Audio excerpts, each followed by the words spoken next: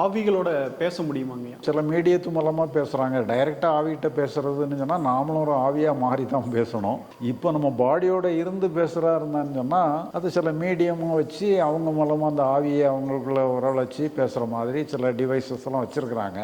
ஆனால் அது எல்லாமே கொஞ்சம் ரிஸ்க்காக உள்ளது. அதை முயற்சி பண்ணணும்னு சொல்லி சொன்னால் தேவையில்லாத இதுகளெல்லாம் நம்ம சம்மந்தப்பட்ட மாதிரி. ஏன்னா அந்த ஆவிகள் நல்ல ஆவிகளாக இருக்கிறதுக்கு வாய்ப்பு இல்லை. ஏன்னா அவங்க உண்மையான நல்ல ஆவிகளாக இருந்தாலும் அடுத்து பிறப்புக்கு போயிருப்பாங்க. இப்படி இன்னொருத்தட்ட பதில் சொல்லிட்டு இருக்க மாட்டாங்க.